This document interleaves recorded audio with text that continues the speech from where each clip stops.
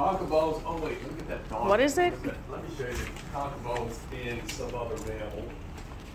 I think he said concha bone. Look through the nose. You think? So opposite sides of the vomer and the perpendicular. I think you said this one, right? The left and the right. Here, I'll show you with. That's the concha bone. Here, let's do that again. You're Okay. gonna hold that. I gotta. And what are give they you called another head. again? Those are, I think, the inferior concha bones. Let me go and get a coyote. This head. one is it. Hold it. So this And this one, right? right here is what he's talking about. That's the inferior, the bottom part. And then this right here. And his recommended. They were You got like, it? Okay, yeah. Look down in there. See all that big, massive, spongy-looking bone? Or in that guy's nose. See how complex they branch so much more than ours. oh wow. Way more complicated. I mean, they have the same number. They just branch like crazy. Inferior, middle, inferior concha bones. Spaces underneath are meatuses. Again, probably won't ask them on the cat. They're different, but and also take a look at these skulls. They're pretty good models here. So they just a lump here on this guy.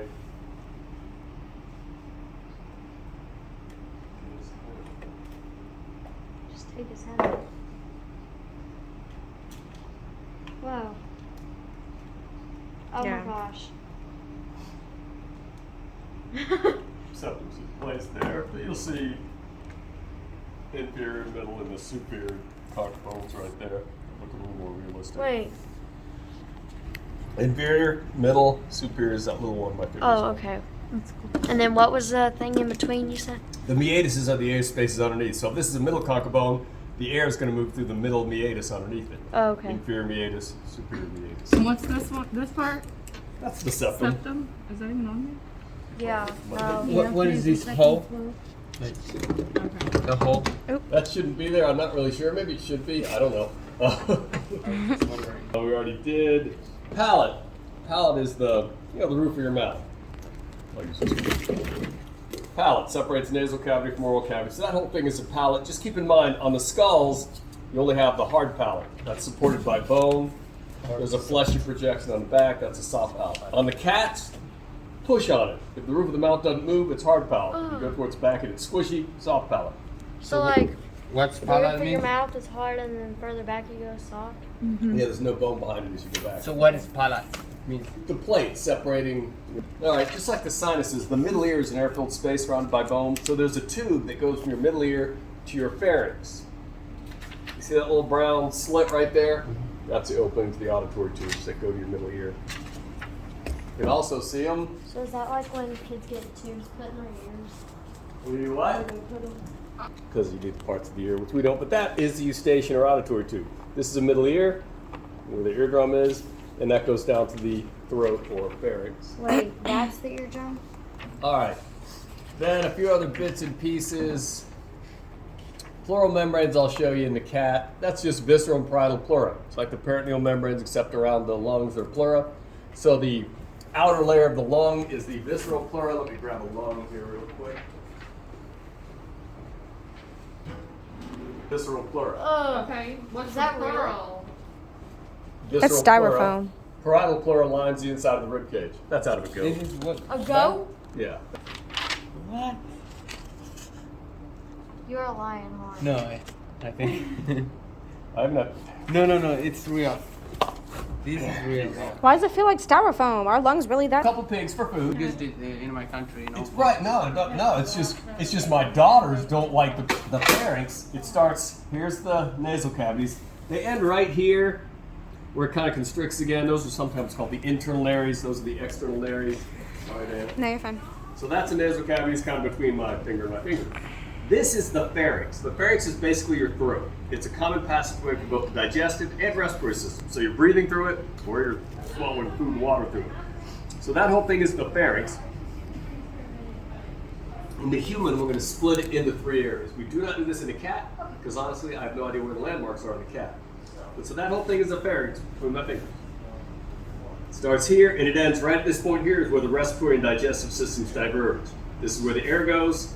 That's the larynx. This is where the food goes. That's the esophagus. So that's the end. Okay, the landmark you use. This thing is the soft palate. This little blue thing sticking up is the epiglottis, and that's the point where they diverge. So those are the landmarks. If you go from the end of the nasal cavity, the internal nares, to the edge of the soft palate, kind of between there and there, that's called the nasopharynx. From the soft palate to the epiglottis, kind of between my finger and thumb, right behind the oral cavity, that's the oropharynx, more or less. And then if you go from the epiglottis to where the respiratory and digestive system split, Hold on. What was the or? oral cavity. And then the laryngo. Oropharynx, referring to oral, is behind the mouth. Nasopharynx, referring to the nasal cavities. And the last one, from the epiglottis to the point where the respiratory and digestive systems diverge, that's the laryngopharynx. Just say it fast 3 times. Pharynx, and go into this next bit, which is right here. This is the larynx. Look at this right here, Adam's apple here. It's this big, large cartilaginous glob in your neck. That's the larynx. So it's what's in blue here. It's made of a bunch of cartilaginous elements. This is it here. We'll look at this in a cat as well. This is a hyoid bone. That's what the larynx is attached to. So don't kind of here. But this is the larynx itself, kind of in blue. Below it, that's the trachea. So this is the larynx. That's what I've got in my hands. It's made of a series of cartilaginous elements. There are 3 single pieces of cartilage, and then there's a couple of paired pieces of cartilage you need to remember. This big one, looking at it from the front with a notch in it here. This is called the thyroid cartilage, or thyroid shield. Thyroid glands be down here a little bit. So that's like the front of the body. Yeah, That's like, that'd be me facing you, yep. Okay. Where is that? Anterior. Thyroid cartilage. 20. Below can- it, you see this heavy looking ring right here. If you follow it to the back, it turns into this big blocky structure. That is the cricoid cartilage. Then you see that piece in the middle going, Epiglottis. looks like a leaf. That's the epiglottis. And that is right over the opening in the airway. See, the epiglottis is like this. Part of the swallowing reflex, the epiglottis will close down to direct food out of the airways. You want all that work cleaning the air, little bits of McDonald's hamburger down in here. So that's the epiglottis. The glottis is just the hole that the air goes through. So this would be the glottis where my finger is. It's just the hole. There's nothing really to point to. The epiglottis covers it when you swallow. Open when you're breathing, down when you swallow. Those are the 3 single pieces of cartilage. Thyroid cartilage, cricoid cartilage, epiglottis. Then there's a couple of smaller paired pieces of cartilage on this model. Right here, see they're wiggling, they articulate there. These 2 big pieces my finger are on, those are the arytenoid cartilages, which is number 23. And then articulating with them, there's these 2 little triangular bits right here. They look like a piece of candy corn. They're the corniculate cartilages. So arytenoid, corniculate. This is a good model for that. You can see them on these as well, but not all of it. You got a bit of an epiglottis, a bit of thyroid cartilage, a bit of the cricoid. That's all you got. Can you say that one again? A bit of the epiglottis, a bit of the thyroid, a bit of the cricoid. That's it. Not necessarily or on the skulls or anything. But see those 2 kind of red and white lines, one above, one below? The lower section, lower pair, there'd be another set over here. Those are the vocal folds, for vocalizations. And the upper pair are called vestibular folds. Or vocal folds, vestibular folds above. So superior vestibular folds, the slightly You're talking about that little slit right here and folds are vocal folds. I have no idea, so I don't ask them on this. But this one, because you got 2 sets, one at the top, one at the bottom, that's vestibular folds, and we'll talk about it in lecture a bit. And then you got the trachea.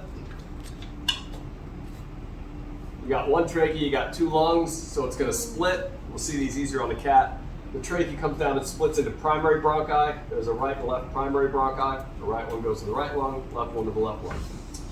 Honestly, that's about as far as I usually go on the models. Not in the model, but like those, you can follow the trachea and the left and right primary bronchus. In the cat, we'll look at some additional stuff because it's actually easier to see in the cat lung. So there's a lung here, and a lung here. So that's a trachea. These would be the primary bronchi.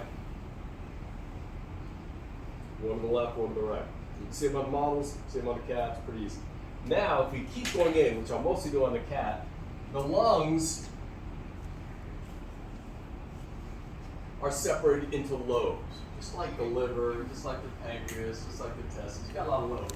Now, you do not need to know the lobes on the cat lung, but you should know them on the human. So if you look at just these two lungs right here, see that groove right here and here? Your right lung has 3 lobes. And actually, these are not grooves. You can stick your fingers in there. They're fissures. They just come right apart. You'll see it in a cat easier. On the right side, this top lobe is the superior lobe. That's the middle, and that's the inferior lobe. The left lung only has 2 lobes, superior and inferior. The left lung is smaller than the right lung. How come? Because the heart. Left ventricle takes up a lot of the space. You'll see there's a kind of a cardiac notch here where the heart projects a bit more in the left side of the thoracic cavity. So the left lung, superior and inferior, right lung, superior, middle, inferior. The cat does not have the same number of lobes. You can call them lobes, but you don't need to identify them in the cat. Now, the reason I mention that is because the primary bronchi separates into primary bronchi go to each lung, the secondary bronchi go to each lobe. So the left lung has 2 lobes, so you have 2 secondary bronchi.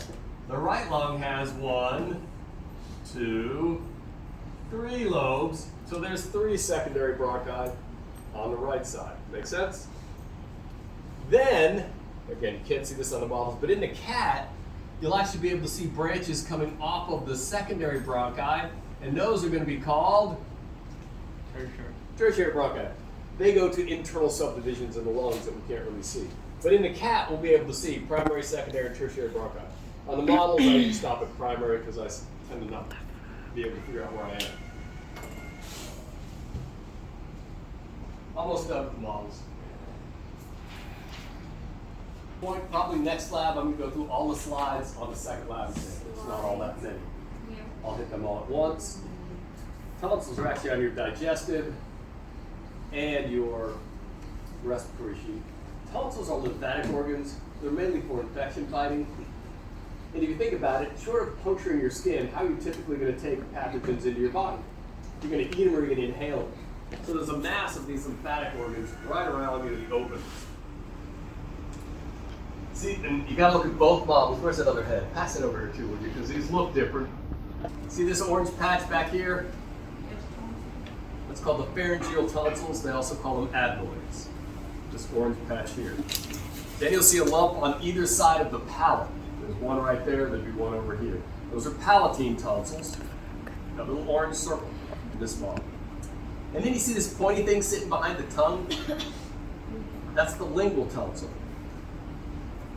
So which one is... Breakfast bits are always caught in it, has always cracks and crevices. And what did you say, the palatine tonsils? That's about Palatine. at the back of the If stomach. you look at the arch of the palate, the palatine tonsils are on either side of the palate. My tonsils have like cravings in them. So this is your soft palate, and the arch of your soft palate are usually hanging down, like they always use a punching bag in the cartoons. On either side, those are the palatine tonsils. The lingual tonsil, if your tongue was right here, if you stick your tongue out, push it down to the tongue depressor, you'll see this nasty looking, it looks like a little brain or something sitting on the back of your tongue. That's a lingual tonsil. Pharyngeal tonsils are up here somewhere. They're above the soft palate. You can't really see them as well. If you get your tonsils removed, they take this one out, which they also call the adenoids, and they take these out. Because what they do, pathogens get in there, and they get infected. That's their job, palatine. The idea is, if a pathogen gets in, they get picked up by the tonsils. You mount an immune response before they get very deep into your body. So kind of their function is to get inflamed. The problem is in some kids, it usually happens when you're younger, these things almost stay chronically inflamed. Because of where they're located, it gets hard to breathe. So they'll remove these and these, but you'll still have a lingual tonsil. They typically don't take those out. Why? Okay, on this one, same thing, except they're not colored. That's the pharyngeal tonsils or adenoids. It just makes it look lumpy. They texture it. Down here you can see the palatine. This one does not have a lingual tonsil. See how there's a smooth cut right there? They basically removed it. There's no lingual tonsil on this model. So that one, wherever I put it, has all 3. What one? I don't know, the one I lost somewhere. Right. This one only has 2. This does not have. What was the first thing you mentioned? The very first thing you mentioned? Is it? Palatine? Sorry, pharyngeal's up here. Palatine's down here. Okay. There is no lingual tonsil on this model. Hey Gail, can you get me looks a little some jaw cutters? Jaw cutters? Yes. You're gonna cut its jaw? Yeah. I think it's Break time its jaw? Yeah. Where? all over his Kinda white lungs. Oh my stuff, gosh. the greenish stuff. We'll cut his heart out. Ugh. Yes.